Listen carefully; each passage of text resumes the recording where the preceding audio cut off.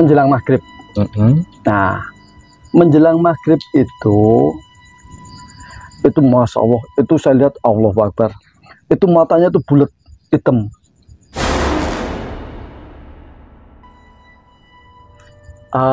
Ininya sampai gelambah panjang banget. Dia bilang ada tangan buntung itu jalan.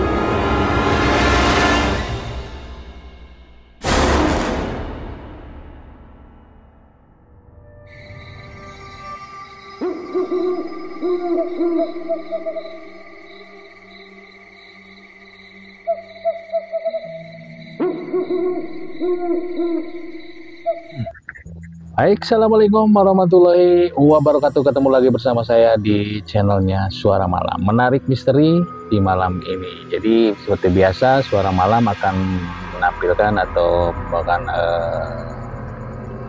yang narasumber yang dimana beliau banyak sekali ceritanya. Jadi buat kamu penggemar misteri, selalu channel di Suara Malam. Baik, selamat malam buat Bapak Sukat. Selamat malam. Ketemu lagi Pak ya. Udah sekian minggu kita berjumpa, akhirnya ketemu lagi. Mungkin ada cerita-cerita yang lebih menarik kita ungkap di sini, kita ceritakan di sini, biar kita semua nggak penasaran. Oke? Silakan Pak Sukat untuk cerita selanjutnya yang Pak Sukat akan ceritain dari awal sampai akhir. Silakan.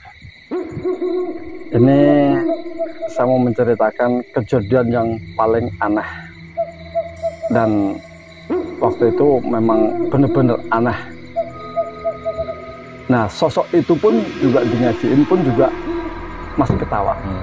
Jadi ceritanya menjelang maghrib.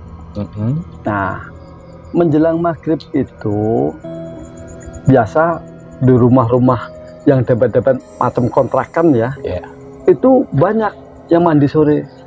Nah, sedangkan anak-anak itu pada berisik di situ. Nah, berisik, ada ibu-ibu ngasih tahu, kalau mandi jangan berisik di kamar mandi.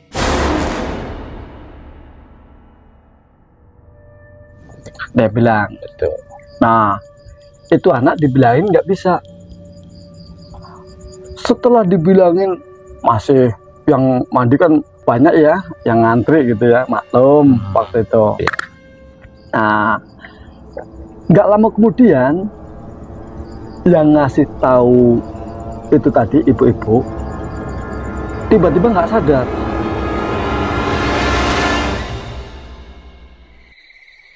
Teriak-teriak dia. Pertama tuh dia teriak-teriak, dasar lo anak setan lo, begini-begini, dikasih tahu nggak bisa. Itu kan waktunya maghrib, bukannya mandi buru-buru. Ini anak malah masih ngeyel. Nah, itu orang tuh ngoceh terus tuh, ngoceh nggak karu-karuan. Sampai jam berapa ya, kalau nggak salah kurang lebih sekitar jam 8-an, masih belum berhenti itu orang. Nah, akhirnya setelah Isya itu orang pada berpikir, wah ini orang nggak sembarangan. Ketempelan ibaratnya. Semacam seperti itu, ketempelan. Akhirnya orang pada melihat. Nah, udah gitu banyak di situ tuh, ada yang ngaji. Ya waktu itu memang musimnya orang-orang yang itu ya. Nah, akhirnya apa? Ada orang ngaji, bisa pencet-pencet. Masya Allah, itu setelah dinyajiin dari surat Al-Fatihah, Al-Baqarah sampai Kulhu sampai Anas itu ya, itu orang masih bisa ketawa.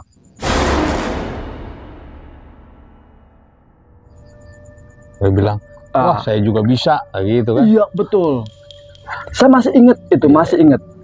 Begitu teman saya baca salam qolam mir rabbir rahim, dia bilang begini, hahaha, itu ya Allah, itu pengen. Itu sampai gua juga bisa. teman saya masih lanjut tuh baca yasinnya. Akhirnya pencet-pencet tuh kaki jempolnya ya waktu itu. Saya pencet, masya Allah, itu wallahu alam. Saya baru melihat sosok seperti itu ya. Itu masya Allah, itu saya lihat Allahu Akbar. Itu matanya tuh bulat hitam.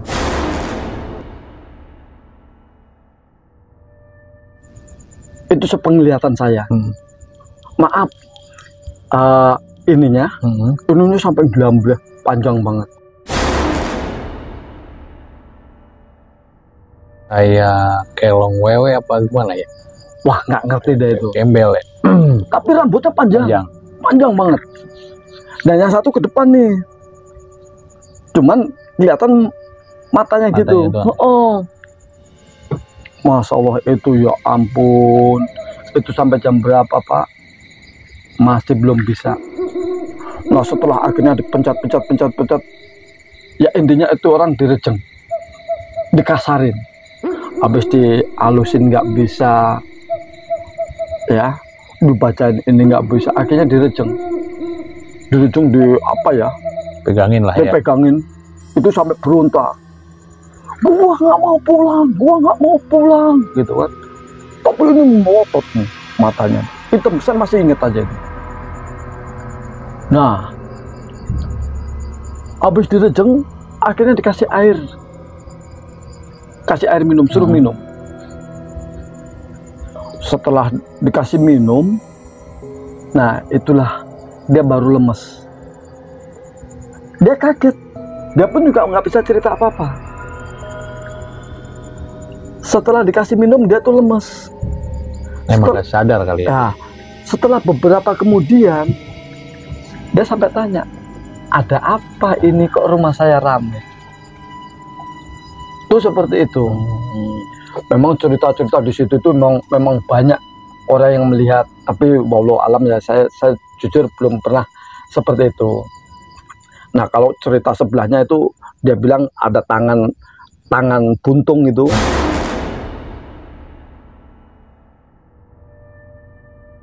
Itu bener-bener kayak jalan gitu. Memang tempat itu angker kali ya. Memang dulu angker.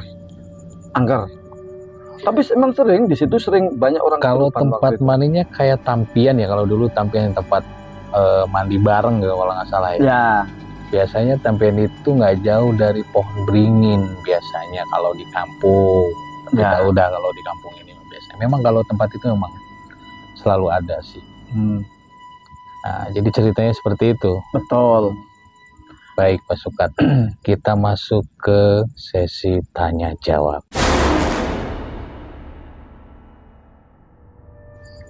Untuk pertanyaannya nih Pak Sukat, ya, ketika itu terjadi, memang yang kesurupan itu memang mungkin memang udah langsung ketempelan ketika melarang anak-anak itu, apa memang tiba-tiba ketempelan gitu? Oh ya, memang waktu pertama itu masih sadar ya. Oh masih sadar. Sadar. Setelah itu anak memang diomongin nggak bisa. Nah disitulah dia mulai teriak. Nah makanya orang-orang itu pada kaget. Iya. Kaget lah ngeliat kok nggak biasa-biasanya ini orang seperti ini. Beda lah gitu ya. Beda banget. Baik, jadi mungkin ketika ketempelan itu, ketika anak itu susah dilarang, mungkin juga dibarengin juga emosi, akhirnya gampang banget ketempelan. Ya. Yang pertama ya Pak Sukat. Sesi jawab yang kedua, itu sembuhnya memang sembuh sendirinya, apa memang dikasih air itu, dikasih boleh dibilang ya jampe-jampe lah gimana? Oh jadi dikasih jampe-jampe, ketika dikasih langsung sadar gitu ya? Lama. Nah, jadi pas dikasih minum itu dia kan langsung lemes tuh. Langsung lemes. Gimana sih orang lemes itu kayak nggak berdaya. Capek lah ibaratnya ya. Ya capek gitu ya. Biasanya orang kalau kesurupan begitu sih. Nah selang berapa menit kemudian dia langsung sadar. Ada apa? Kok rumahku rame banget? Itu seperti itu Pak. Oh, baik Pak Sukat. Jadi ini cerita orang kesurupan, memang percaya nggak percaya ya. Intinya bagi yang percaya bagi yang Betul. enggak, tapi kebanyakan orang memang ada sih terjadi kesurupan Betul. kita. Baik, Suara Malam, itulah cerita misteri yang diungkapkan Pak Sukat. Sekali lagi terima kasih lah Pak Ya, Sukat ya. ya. Udah sekian lama nih baru ketemu lagi dan bercerita kembali. Baik, Betul. untuk Suara Malam kita ungkap tadi semua, mudah-mudahan ini cerita buat pengalaman kita ya, bahwa kita memang boleh percaya sama yang gaib, tapi kita Betul. lebih percaya sama yang di atas, Sama yang kuasa. sama yang kuasa, betul, yang menciptakan kita ya. Jadi itulah mungkin cerita sedikit dari Pak Sukat. Jadi buat teman-teman pecinta Suara Malam atau pecinta misteri, mudah-mudahan ini bisa jadi suatu cerita buat kita semua. Terima kasih buat pecinta Suara Malam, mudah-mudahan channel kita Suara Malam akan lebih menarik ke depannya ya. Jadi terima kasih Pak. Baik, semuanya untuk semuanya selamat malam dan assalamualaikum warahmatullahi wabarakatuh. Waalaikumsalam Suara warahmatullahi Malam. wabarakatuh.